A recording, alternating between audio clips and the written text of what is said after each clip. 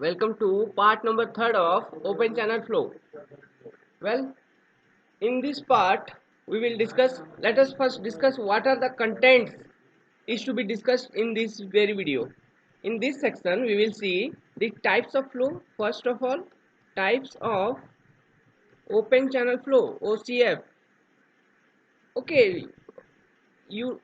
I think you all were very familiar with these types of flow. In this, we will discuss basically steady, okay, unsteady, uniform, non-uniform, GVF, what is GVF, what is RVF, okay, just definitions and examples, some examples, okay, some examples. And the second unit of this, in the second content or the second part of this video will comprise of sectional design, sectional designs, okay. So don't try to skip the video because these two units are important. First of all, I have planned that I will skip this portion, types of open channel flow, but I thought no, I should discuss because it will be easier for you all to understand the further coming topics. Well, let's begin. तो सबसे पहले एक note बनाइए, note लिखिए ये कि इस चीज़ को मैंने पिछले वाले वीडियो में डिस्कस किया हुआ था, लेकिन यहाँ पर लिख लीजिए डिटेल में क्या डिस्कस किया था हमने। डिस्कस ये किया था, मैंने ये बताया था कि from examination point of view, लिखिए फ्रॉम एग्जामिनेशन। और ये एग्जामिनेशन कौन सा आपको बढ़िया से पता है। From examination point of view,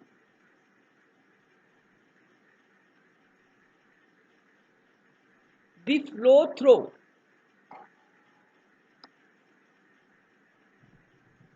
control sections. Control section आपको पता है ना, यूलर वाला कॉन्सेप्ट जो हमने काइनेमेटिक्स में स्टार्ट किया था, वही है कंट्रोल सेक्शन और कुछ नहीं, ठीक है। जैसे कि यहाँ पर ओपन चैनल फ्लो पढ़ना है, तो ओपन चैनल फ्लो में कंट्रोल सेक्शन जैसे कि स्पिलवे, स्पिलवे होता है डैम के अंदर, आप देख लेना। और गेट, गेट वगैरह भी होती है, वहीं पे हाइड्रोलिक स्ट्रक्चर्स होते हैं, ये सब एक्सेट्रा, वियर वगैरह, ठीक है, नॉचेस वगैरह आर एज्यूम्ड टू बी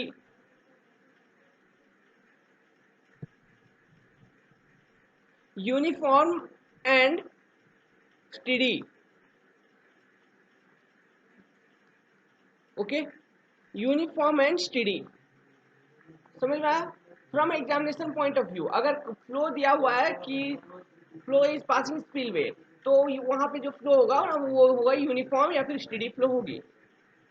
तो समझ में आया। एक कंट्रोल सेक्शन लिख लीजिए, क्या है कंट्रोल सेक्शन, आप कैसे क्या कह सकते हो। कंट्रोल सेक्शन आर, देखिए कंट्रोल सेक्शन, मैं एक चीज बता रहा हूँ आपको कि जब भी हम हाइड्रोलिक्स या फिर फ्लूइड मैकेनिक्स में एनालिसिस करते हैं ना, वो कोई भी एनालिसिस करते हैं कांस्टेंट डिस्चार्ज या फिर फ्लो पैरामीटर, जहां डिस्चार्ज वगैरह, depth of flow, discharge velocity of flow, acceleration, ये सब क्या है, फ्लो पैरामीटर। तो कंट्रोल सेक्शन क्या होता था यूलर थ्योरी में, वो सेक्शन जिस सेक्शन के अंतराल में हम फ्लो पैरामीटर को कंट्रोल कर सके, फ्लो पैरामीटर हमारे अधीन हो, वही होता है कंट्रोल सेक्शन। समझ में आया। लिखिए, control section is generally that section where flow parameters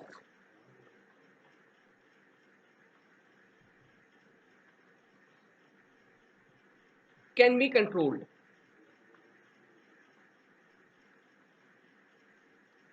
okay, that sections are control section. And what are those flow parameters? Flow parameters are discharge, ठीक है, for example discharge, velocity, depth of flow, these are all the flow parameters, okay. Example, example जैसे कि flow through a spillway, flow अगर spillway से जो flow हो रहा है वो होगा स्टेडी, ठीक है। Flow through a spillway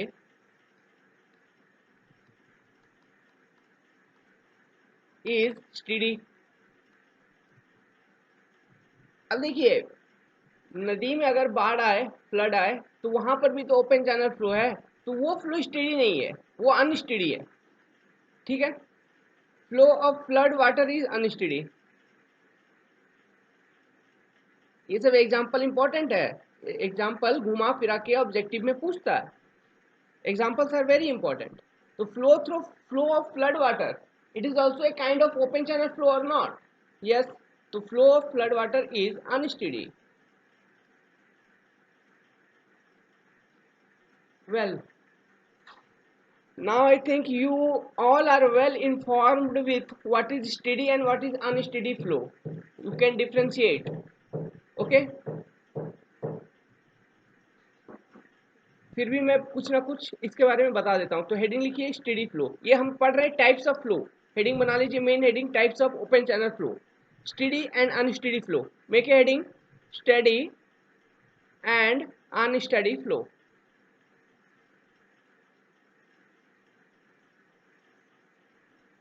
So, how we have classified this, how we differentiated between steady and unsteady? What we have said that if the flow properties or the flow parameters are not changing at a particular section with respect to time, then that flow is said to be steady flow. Yes or not?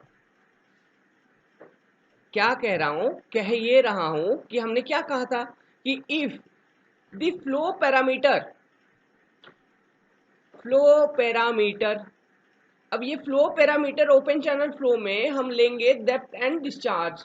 Okay, we will consider depth and discharge are the two basic flow parameters in open channel flow. So if the flow parameter, okay, जैसे कि Q discharge या फिर depth of flow Y are not changing, ऐसे लिखिए, simply लिखिए, not changing at a section with respect to time, yes or not, with respect to time, then the kind of flow is said to be steady.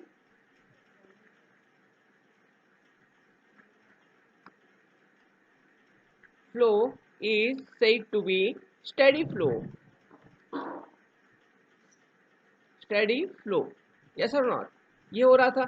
और open channel flow में Q and Y जो है ना, इसी को हम major flow parameter consider करेंगे। Clear है? स्टेडी फ्लो क्लियर है? तो इसी का उल्टा बना दीजिए तो वो हो जाएगा क्या, अनस्टेडी फ्लो। तो for unsteady what we can write, unsteady flow अगर ये सेटिस्फाई नहीं कर रहा, अगर कांस्टेंट नहीं हो रहा है, टाइम के साथ चेंज हो रहा है, वेरिएबल है, तो वो क्या हो जाएंगे, वो हो जाएंगे अनस्टेडी। ठीक है। उसी तरह से uniform non uniform, make a heading what is uniform and non uniform.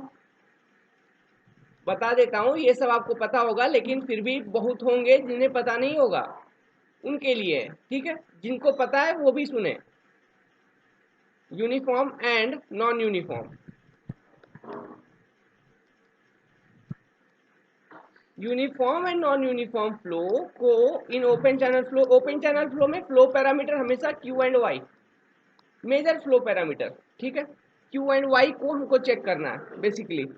तो यूनिफॉर्म एंड नॉन यूनिफॉर्म को अगर आप क्लासिफाई करो तो क्या करोगे, क्या कहेंगे इसके बारे में कि इफ द फ्लो पैरामीटर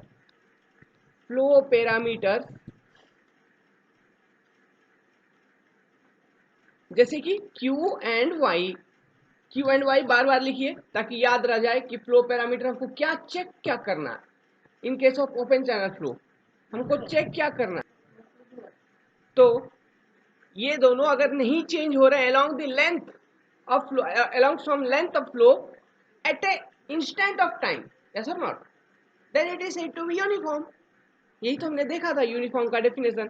तो लिखिए इफ स्लो नहीं, ये तो स्लो लग रहा है, इरेज करने दीजिए। देखिए ये स्लो लग रहा था ना, इसे फ्लो लिख लीजिए, आप कंफ्यूज हो जाओगे। अगर नहीं सुना, बाद में देखा तो आपको कंफ्यूजन आएगी कि स्लो क्यों नहीं लिखा हुआ है। तो स्लो नहीं, फ्लो है, फ्लो। तो if the flow parameter Q and Y, ठीक है, do not change along the length of flow, along the length of flow, यही तो होता था यूनिफॉर्म का definition, along the length of flow at a instant of time, ये भूलना नहीं है, at a instant of time ये नहीं भूलना है, ओके ये यही है इंपॉर्टेंट इसके, at the instant of time is uniform flow, else non uniform, okay. तो क्या है, याद क्या रखना है, ध्यान, फ्लो पैरामीटर, टाइम, यहाँ पे लेंथ, और उधर एक पर्टिकुलर सेक्शन पे एट ए सेक्शन, स्टेडी और अनस्टेडी चेक करना है तो at a section different time, uniform non uniform check करना है along a particular length, length मतलब कि मान लो यहाँ ये नदी बह रहा है तो यहाँ से यहाँ तक एक सेक्शन कंसिडर कर लिया, यहाँ से यहाँ तक, और इस सेक्शन के बीच में चेक कर रहे हो, यहाँ पर एक इंसान को बैठा दिया, खड़ा कर दिया, समझाया था ना मैंने ये सब चीज, और इधर एक आदमी है, ठीक है, और किसी एक टाइम t बराबर t1 पर ये इंसान यहाँ पर रीडिंग लिया और ये इंसान भी यहाँ पर रीडिंग लिया, अगर दोनों सेम है तो वो होंगे यूनिफॉर्म फ्लो, अगर नहीं तो नॉन यूनिफॉर्म। क्लियर है, ये चीज बताया हुआ है मैंने ये सब चीज। चलिए, तो वही चीज है बेसिकली। अच्छा, यूनिफॉर्म फ्लो आपको अमूमन कहाँ देखने को मिलेगा, प्रिज्मेटिक चैनल। प्रिज्मेटिक चैनल कहने का मतलब समझ रहे हो ना, मतलब ऐसा चैनल जिसका क्रॉस सेक्शन ना कांस्टेंट हो। एक एग्जांपल, इन सब चीजों का एग्जांपल मैंने वहां पे पाइप बना के दिया हुआ था क्या, तो प्रिज्मेटिक है ना, प्रिज्मेटिक मतलब कांस्टेंट क्रॉस सेक्शन एरिया वाला कोई चीज, कोई शेप, प्रिज्मेटिक। तो प्रिज्मेटिक चैनल, तो नेचुरली एग्जिस्टिंग चैनल क्या प्रिज्मेटिक मिलता है आपको, नहीं, बनाना पड़ता है, खुदाई करना पड़ता है, बनाना पड़ता है। हाँ, हो सकता है कहीं नेचुरली एग्जिस्टिंग चैनल कुछ लेंथ तक प्रिज्मेटिक हो, थोड़ा सा 1 मीटर या 1.5 मीटर, लेकिन पूरा पूरा का पूरा 10 किलोमीटर तक तो आपको प्रिज्मेटिक चैनल नहीं मिलेगा ना, बनाना पड़ता है। एक रेक्टेंगुलर शेप लिया, चैनल डिजाइन किया, बनाया, तो वो सब चैनल में जो फ्लो होता है ना वो अमूमन यूनिफॉर्म फ्लो होता है, ठीक है। तो लिख लीजिए, इससे भी लिख लीजिए कि flow through a prismatic channel at a constant discharge, discharge हमेशा कांस्टेंट, मैकेनिक्स में एनालिसिस कर रहे हो तो डिस्चार्ज को हमेशा कांस्टेंट बनाए रखना, डिस्चार्ज को इधर उधर नहीं करना है, भूल जाओगे क्या क्या किया, ठीक है।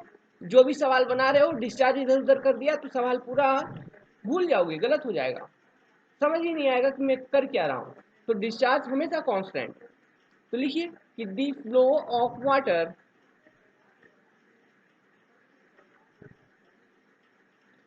Through a prismatic channel, prismatic अमूमन होता है man made channels, okay, those channels having constant cross section area, जैसे कि रेक्टेंगुलर है या फिर ट्रेपेजोइडल है या फिर ट्रायंगुलर है, सर्कुलर है, कोई भी एक सेक्शन का, कोई भी एक सेक्शन। तो prismatic channel at a constant discharge, discharge constant, at a constant discharge Q,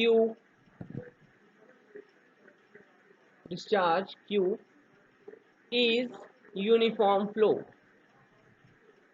अगर आपको बोर लग रहा है ना तो जमे रहो, छोड़ना नहीं, छोड़ दिया 1-2 मार्क एग्जाम से आप नहीं बना पाओगे। क्यों, बहुत ऐसे ऐसे चीज बताऊंगा मैं जो कि एग्जाम में डायरेक्ट ऑब्जेक्टिव आ जाएंगे, लिखवाऊंगा नहीं, बोल दूंगा, समझ में आ रहा है। तो अटेंटिव, बी अटेंटिव, बोर लग रहा है कोई बात नहीं, पढ़ना पड़ेगा, आईएएस निकालना है, ईएससी निकालना है, गेट के लिए ये सब चीज जरूरत नहीं, यहाँ कॉन्सेप्ट बेसिक जरूरत है, ईएससी निकालना है तो बैठे रहो, सुनो। अब देखो, ये हो गया प्रिज्मेटिक, इसे भी क्लियर कर लो, ये क्या होगा, basically man made, CS cross section area constant, okay. चलिए आगे देखिए। अच्छा, और एक चीज बताता हूँ, देखिए ये टाइप्स ऑफ फ्लो में ही है, कुछ फ्लो प्रोफाइल के बारे में मैंने बताया था क्या, जो बताना है मुझे बाद में। तो किस किस टाइप का फ्लो प्रोफाइल बनता है ना, इसके बारे में थोड़ा जान लीजिए। टाइप्स ऑफ फ्लो प्रोफाइल ये लिख लीजिए, वहां पर फिर क्यों डिस्कस करें, जब यहाँ पर डिस्कस कर ही रहे हैं तो बता देता हूँ। Types of flow profile,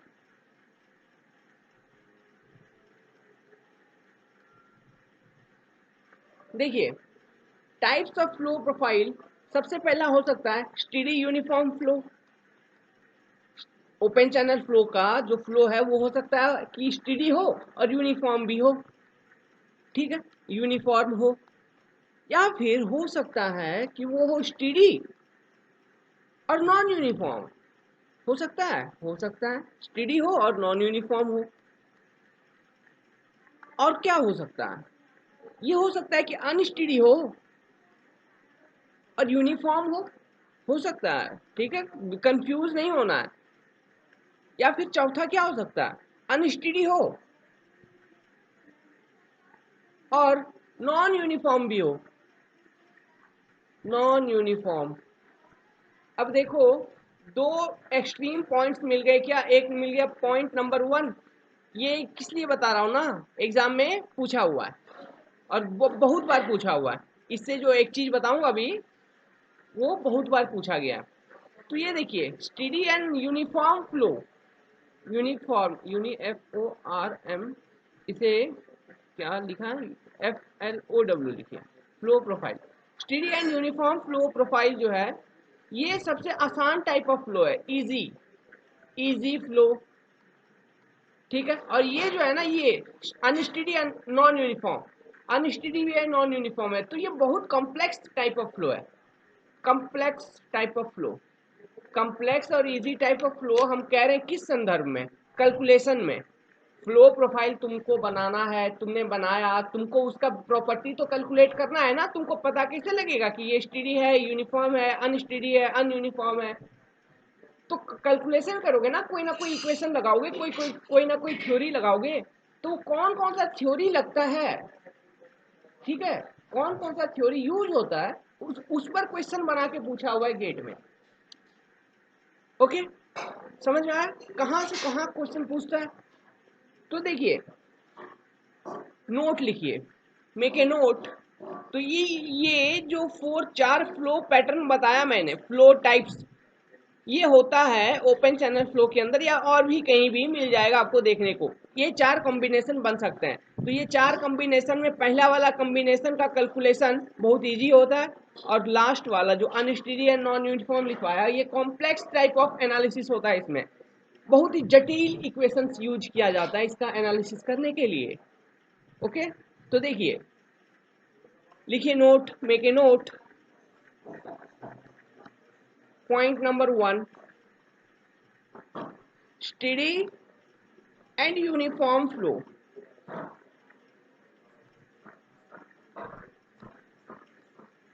Flow is the simplest or is the easiest flow, simplest flow is the simplest, आसान है, सिंपल है। सिंपलेस्ट फ्लो कहने का मतलब इसका कैलकुलेशन बहुत आसानी से हम लोग कर लोगे, आप लोग कर लोगे, ठीक है। Simplest flow which can be analyzed by using hydrological methods. Hydrological methods are those methods which uses continuity and momentum equation basically. समझ में आया। तो ये क्वेश्चन पूछा हुआ था कि what is hydrological method and what is hydraulic method. Is it clear? Well, steady uniform flow लिखिए। Steady uniform flow is the simplest type of flow which can be analyzed by using hydrological methods. इसे बड़े बड़े लिखिए और साफ साफ लिखिए, important है, ये नाम पूछा गया है। यूजिंग हाइड्रोलॉजिकल मेथड्स,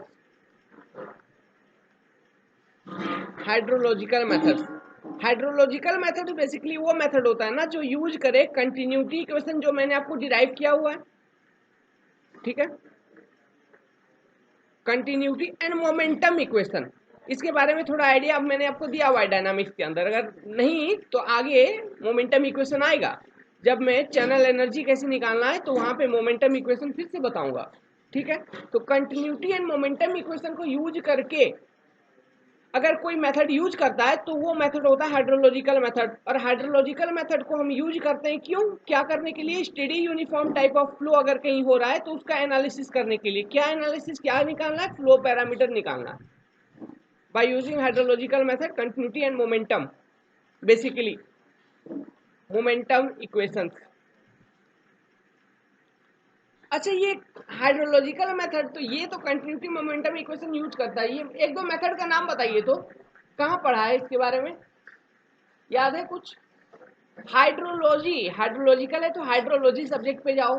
हाइड्रोलॉजी में राउटिंग पढ़ा है क्या, मतलब फ्लड आपको निकालना था ना, डिस्चार्ज निकालना था ना, फ्लड आ रहा है, फ्लड डिस्चार्ज, वहां से टोटल राउटिंग निकाल के, राउटिंग मैप बना के, राउटिंग का ग्राफ प्लॉटिंग करके टोटल डिस्चार्ज कितना निकल रहा है वो कैलकुलेट करना था ना हमको, मस्किंघम मेथड, ओके, मस्किंघम मेथड पढ़ा है, मॉडिफाइड पॉलिश मेथड, तो ये सब जो मेथड है ना ये है हाइड्रोलॉजिकल मेथड। तो इन मेथड ये सब सिंपलेस्ट मेथड है, क्यों, ये यूज हम कर रहे हैं steady and uniform type of flow का कैलकुलेशन के लिए, ठीक है। ये एग्जाम में पूछा हुआ है, वेरी इंपॉर्टेंट। सेकेंड पॉइंट, अच्छा, तो स्टेडी यूनिफॉर्म फ्लो को हम कैलकुलेट किए यूजिंग हाइड्रोलॉजिकल मेथड, तो unsteady and non uniform flow को भी तो हम कैलकुलेट करना है ना, तो उसे कैलकुलेट, उसका फ्लो पैरामीटर कैलकुलेट करने के लिए जो मेथड हम यूज करते हैं उसे कहते हैं हाइड्रोलिक मेथड, लिख लीजिए, इंपॉर्टेंट है। अनस्टेडी, और वो जो इक्वेशन यूज होगा ना वो बहुत complex type of equation use होता है। Unsteady non uniform flow is the most complex flow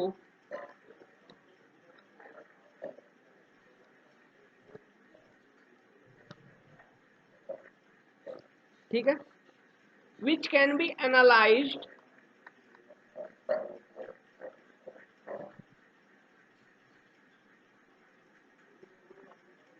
by using complex method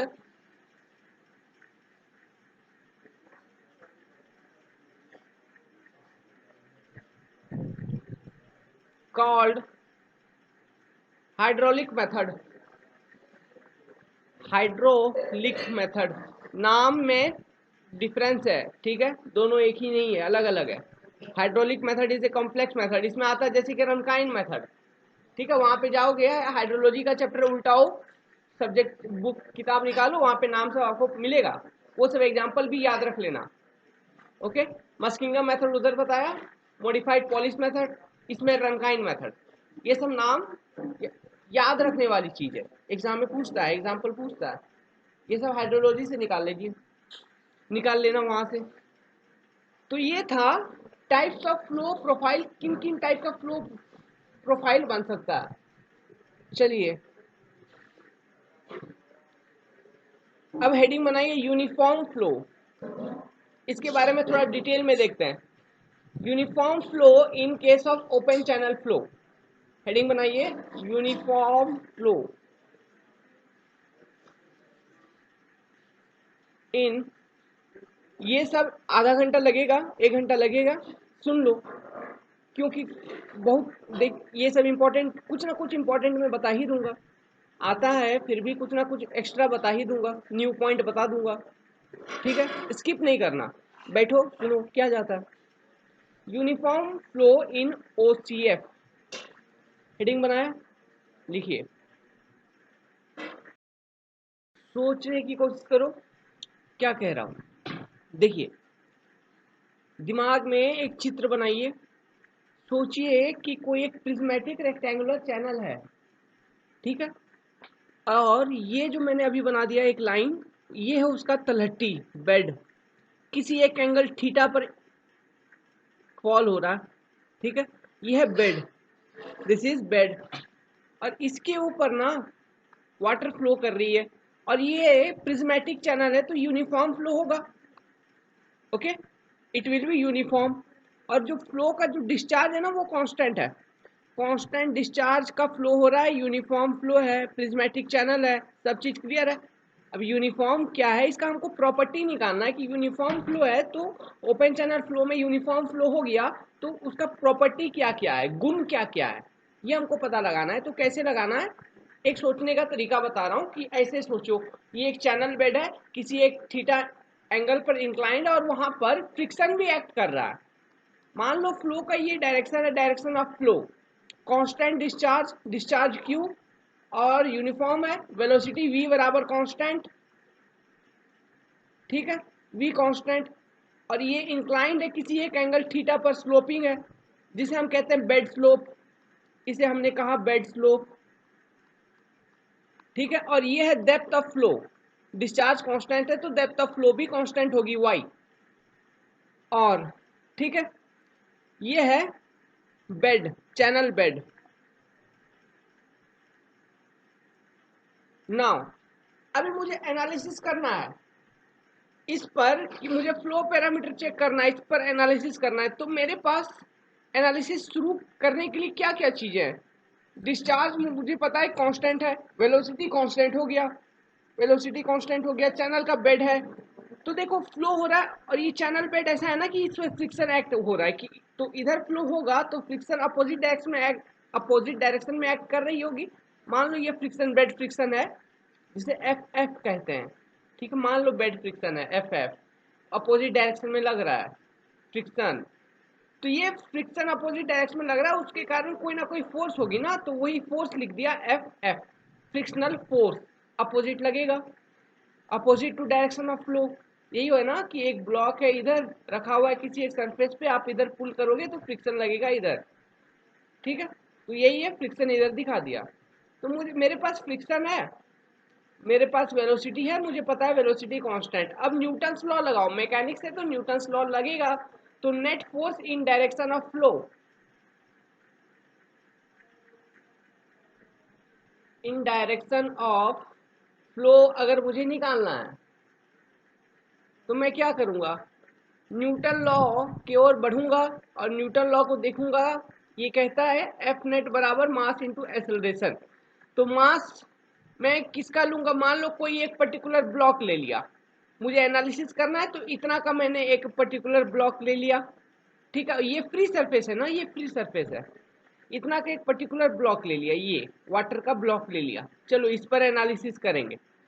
तो मुझे एफ नेट निकालना है, एफ नेट बराबर मास इंटू एक्सेलरेशन, इसी का मास है, इसका मास है, तो ये देखो ये क्या होगा, इसका मास एक पर्टिकुलर एंगल पर इंक्लाइंड होगी, ये मान लीजिए इसका सीजी से इस तरफ इसका वेट एक्ट कर रहा है ऐसा, तो ये एंगल थीटा, ये एंगल थीटा पर ये क्या होगा डब्ल्यू कॉस थीटा, और एक कंपोनेंट आ जाएगी वेट का वेट साइन थीटा, आ गया, थोड़ा गंदा हो गया क्या, साफ कर लेते हैं।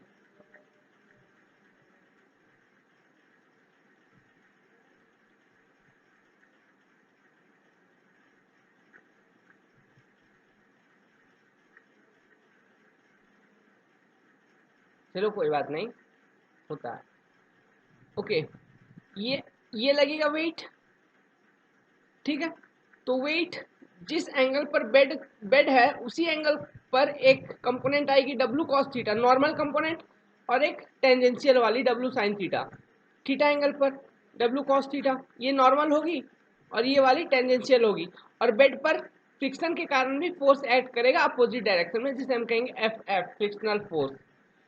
अब मुझे एनालिसिस करना था तो मुझे force force F net in direction of flow निकालना है, तो एफ नेट होता है मास इंटू एक्सेलरेशन, तो मास मुझे पता चल गया कि मास कितना है, वाटर का density into volume of that block, ये निकल जाएगा मेरा मास, मास निकल गया। एक्सेलरेशन निकालो, एक्सेलरेशन निकालो तो वेलोसिटी क्या है, कांस्टेंट है, तो एक्सेलरेशन क्या होता है dv over dt, derivative of constant zero, तो F net in direction of flow according to Newton's law must be zero for uniform flow condition, yes or not, yes, for uniform flow condition, then what does it mean, now resolve all the forces.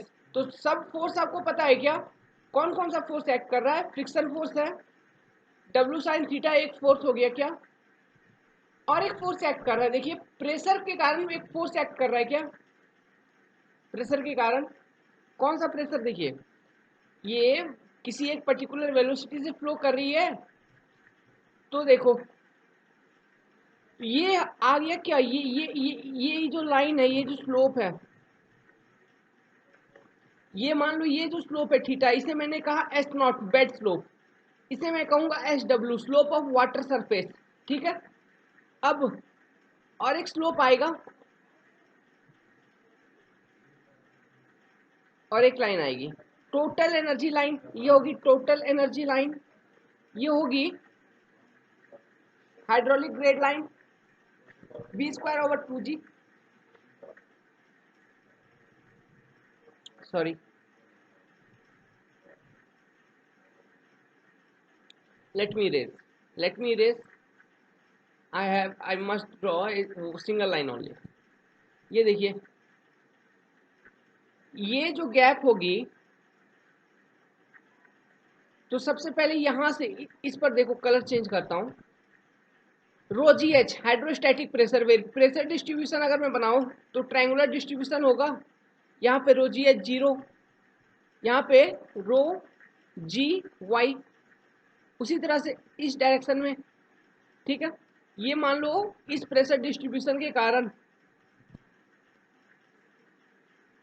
Pressure is scalar I can assume in any direction, तो इस pressure distribution के कारण net force इधर F या फिर P1 लग रहा है और इधर P2 लग रहा है, तो क्या P1 इक्वल टू P2 है, क्यों depth of flow is constant y, समझ में आया। तो ये हो गया प्रेशर हेड, वाटर हेड, और एक हेड होगा टोटल एनर्जी लाइन बनने, टोटल एनर्जी होने के लिए वेलोसिटी हेड, तो वेलोसिटी v कांस्टेंट, तो वेलोसिटी v कांस्टेंट, तो ये गैप कितना होगा v²/2g, ठीक है। और ये वाला जो लाइन है, ये लाइन कौन सा होगा, टोटल एनर्जी लाइन, ठीक है। और इसका स्लोप है मान लो SE, समझ में आ रहा है, ध्यान से समझो, जितना चीज मैंने बताया अभी उससे समझ में आ जाना चाहिए, एक नहीं दो नहीं तीन नहीं 4 बार सुनो, समझ में आएगा, बिल्कुल आएगा। ये देखिए अब मुझे नेट फोर्स रिजॉल्व करना है इन डायरेक्शन ऑफ फ्लो, तो मैं क्या क्या लिखूंगा, कैसे लिखूंगा, नेट फोर्स अगर रिजॉल्व करना है तो मैं इक्वेशन को कैसे बैठाया, तो एफ नेट मुझे पता चल गया कि for uniform flow condition must be equal to 0, तो क्या मैं लिखूंगा P minus F in F frictional force plus W sine theta बराबर 0, ठीक है। तो यहां से निकालिए एफ ऑफ एफ बराबर हो गया W साइन थीटा, ये हो गया यूनिफॉर्म फ्लो केस का इक्वेशन, ठीक है। ये इंपॉर्टेंट इक्वेशन है, ये फ्रिक्शन फोर्स बेड फ्रिक्शन निकालना है, बेड फ्रिक्शन, ये क्या निकल के आया, bed friction, bed friction important equation है, हल्के में नहीं लेना। अच्छा ये निकल गया, अब मुझे कुछ कंक्लूजन निकालना है इससे, अभी जो एनालिसिस किया उसका कुछ ऑब्जर्वेशंस मुझे रीड करना है, ठीक है। कंक्लूजन लिखिए,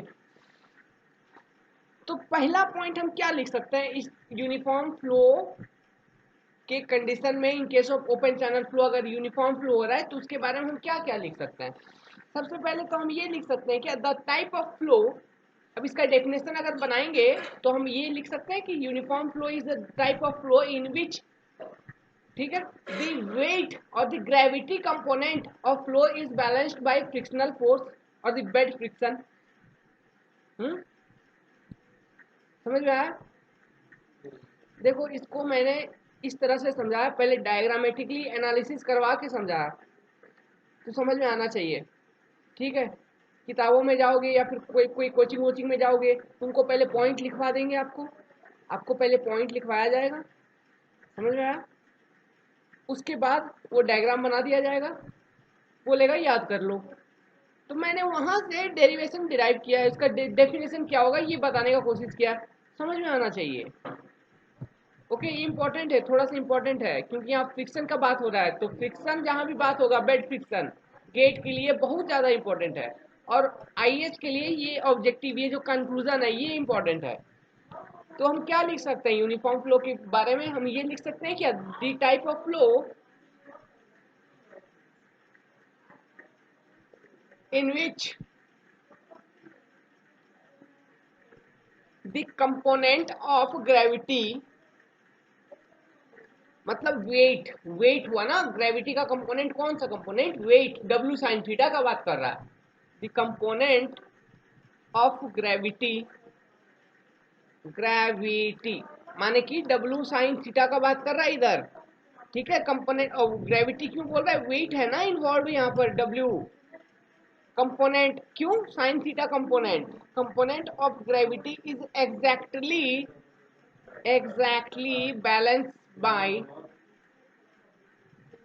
balanced by the frictional forces, bed frictional forces, bed friction जो लग रहा है उससे अगर component of gravity exactly balance हो जाए तो उस टाइप ऑफ फ्लो को हम कहते हैं यूनिफॉर्म फ्लो। उल्टा बना लिया, मतलब उसका रिवर्स, रिवर्स हमने पहले एनालिसिस किया फिर वहां से कंक्लूजन निकाले, लेकिन डेफिनेशन है ये, ठीक है। एक्चुअली हमको ये डेफिनेशन पढ़ के वो कंक्लूजन निकालना था, वो डायग्राम बनाना था, लेकिन हमने पहले डायग्राम बनाया फिर वहां से डेफिनेशन निकाला, उल्टा कर लिया हमने सिर्फ, तो ज्यादा समझ में आता है। तो frictional forces is called what? Uniform flow.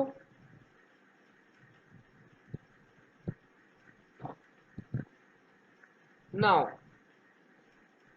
अच्छा और एक चीज देखिए, क्या देखना है, क्या हुआ? Okay wait just a minute. 2, ठीक है। पॉइंट नंबर 2 हम क्या लिख सकते हैं? सबसे पहले थे वो component of gravity balanced by the frictional forces, ठीक है, first point.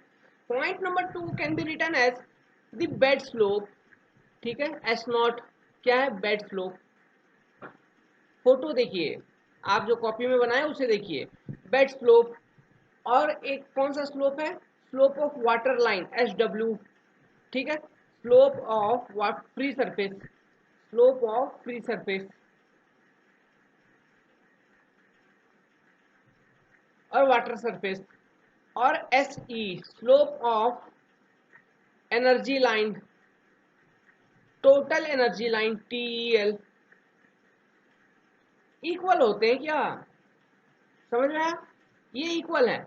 Slope, bed slope बराबर slope of water surface, slope of energy line, तीनों equal in case of uniform flow occurring in OCF, open channel. Understood?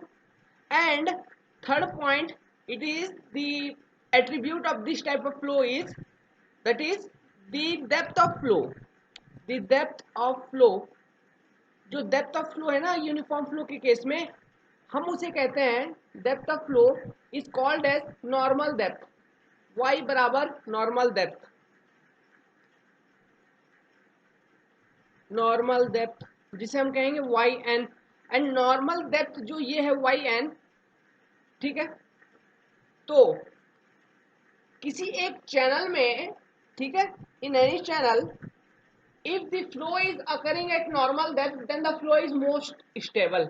Note लिखिए, ये चीज मैंने बताया हुआ है, ठीक है। तो द वाटर, द फ्लो, ऐसे लिखिए, the flow is most stable. Least stable किसके केस में हो रहा था? क्रिटिकल कंडीशन के केस में। और नॉर्मल डेप्थ पर अगर फ्लो हो रहा है तो वो होगा मोस्ट स्टेबल, अधिक स्टेबल, ज्यादा अच्छा। समझ में आया? तो the flow is most stable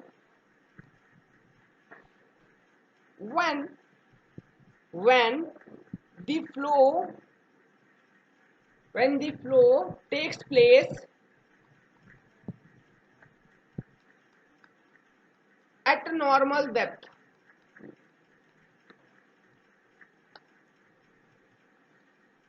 Okay, is it clear? The flow is most stable when the flow takes place at normal depth yn, and least stable was in the case of critical flow condition yc. Depth of flow is yc, ठीक है।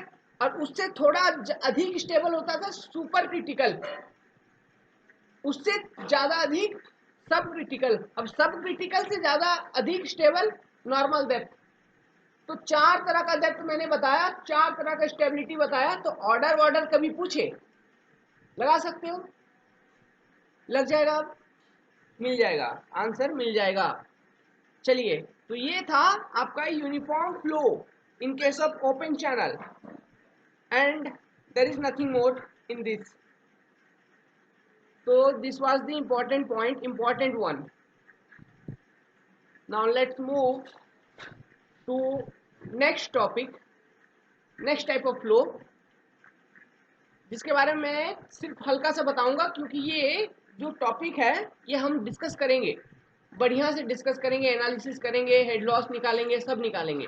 लिखिए, क्या होता है gradually varied flow. हल्का सा idea देता हूँ। ग्रेजुअली, नाम से ही आपको पता चलना चाहिए, ग्रेजुअली वेरिड फ्लो कोई बड़ी चीज नहीं है। What is gradually varied flow? Gradually माने कि धीरे धीरे धीरे धीरे, वेरिड चेंज हो रहा है, धीरे धीरे चेंज हो रहा है। तो धीरे धीरे चेंज होने का मतलब क्या हो गया? मान लो कि ये कोई एक डैम का स्ट्रक्चर है, रिटेनिंग स्ट्रक्चर, ठीक है, ये डैम है और ये बेड है, फ्लो बेड है, ठीक है, ये बेड है, दिस इज बेड, यहां से फ्लो आ रही है। तो कुछ हुआ यूं ना कि डेप्थ ऑफ फ्लो इस तरह से आ गई फ्लो, मान लो, ठीक है। तो देखिए क्या हुआ कि यहां पर डेप्थ ऑफ फ्लो था आपका y1, और इस पर्टिकुलर सेक्शन पे देखिए डेप्थ ऑफ फ्लो हो गया y2। क्या y1 इक्वल है y2 के? नॉट इक्वल, चेंज हो रहा है ना। तो ये y क्या है? ये फ्लो पैरामीटर है क्या, एक तरह का फ्लो पैरामीटर। आइडिया दे रहा हूँ सिर्फ, यही होता है gradually varied flow, flow parameter. और ये कितना लेंथ में चेंज हुआ? ये एल लेंथ, ठीक है। तो लेंथ यहाँ पे सिग्निफिकेंट है, तो लेंथ है। तो देखिए अधिक लेंथ है तो क्या यहाँ पर फ्रिक्शन फोर्सेस का भी कुछ ना कुछ सिग्निफिकेंस होगा? बिल्कुल होगा। तो ग्रेजुअली वेरिड फ्लो वो फ्लो होता है ना कि जहां पर ये एक तरह का नॉन यूनिफॉर्म फ्लो है, ये हमेशा ध्यान में रखिए, this is a type of non uniform flow. Non uniform flow, non uniform है क्योंकि एक पर्टिकुलर लेंथ पर फ्लो पैरामीटर चेंज हो रहा है, नॉन यूनिफॉर्म फ्लो, ठीक है। It is a type of non uniform flow in which the change in depth, ठीक है, occurs over, और चेंज इन डेप्थ, डिस्चार्ज तो कांस्टेंट है तो डेप्थ में चेंज हो रहा है, तो change in depth occurs over a large length, yes or not, large length, it is said to be gradually varied flow, okay. Since the length is significant, hence the effect of friction, bed friction is significant or is considered, ठीक है। जो मैंने बोला उसे लिख लो, समझ में आया? जो मैंने बोला इसे लिख लीजिए, पॉज करिए, दोहराइए, लिखिए। ये होता है ग्रेजुअली वेरिड फ्लो। और एक तरह का फ्लो होता है रैपिडली वेरिड फ्लो। तो देखिए जस्ट उल्टा है, रैपिडली वेरिड फ्लो भी non uniform type of flow है, लेकिन क्या है ग्रेजुअली वेरिड फ्लो में क्या हो रहा है? चेंज इन डेप्थ बहुत लार्ज लेंथ पर हो रहा है, क्या लेंथ ऑफ फ्लो ज्यादा है। लेकिन रैपिडली वेरिड में क्या होता है ना कि डेप्थ में चेंज एकदम शॉर्ट लेंथ में हो जाता है। क्या है देखिए, इसे लिख लेना, आप कॉपी में लिख लेना खुद से, रैपिडली वेरिड फ्लो।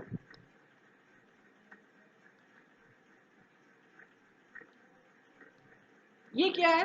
मान लो कोई एक बड़ा सिलेंडर, बहुत बड़ा सिलेंडर रखा हुआ है कहीं पर, ठीक है, ये सॉलिड है, एक बहुत बड़ा cylinder into the plane of paper, इस तरह से स्टैटिक्स में बताया था। तो उस तरह का कोई सिलेंडर रखा हुआ है। अब फ्लो आई, मतलब पानी आई, पानी बह रही है बह रही है, इसके ऊपर से पास हुई और नीचे नीचे डाउनवर्ड फॉल हुई, फिर रेस करेगी इस तरह से, समझ में आया? इस तरह से होता है, रेस होता है, लेट मी इरेज दिस, इस तरह से रेस होता है, और ये है उसका बेड, चैनल का बेड। तो ये देखो, यहाँ एक पर्टिकुलर डेप्थ है y1 और यहाँ एक पर्टिकुलर डेप्थ है, y2, और इन दोनों के बीच में जो लेंथ है ना l, वो इनसिग्निफिकेंट लेंथ है, बहुत कम लेंथ है। तो क्या आपको लग रहा है कि पानी यहाँ पे, यहाँ से इस पर्टिकुलर सेक्शन से यहाँ तक जंप किया, ये आपको जंपिंग इफेक्ट लग रहा है? तो ये जो इफेक्ट होता है ना, इसे हम कहते हैं हाइड्रोलिक जंप, हाइड्रायूलिक जंप। तो हाइड्रायूलिक जंप जो है ना, वो एक एग्जांपल है रैपिडली वेरिड फ्लो का। और चूंकि लेंथ ऑफ फ्लो, मतलब लेंथ, वो पर्टिकुलर लेंथ जिसमें डेप्थ में चेंजेस आ रहे हैं, वो इनसिग्निफिकेंट है। इस कारण से यहाँ पर फ्रिक्शन, बेड फ्रिक्शन का इफेक्ट को हम नेग्लेक्ट करते हैं।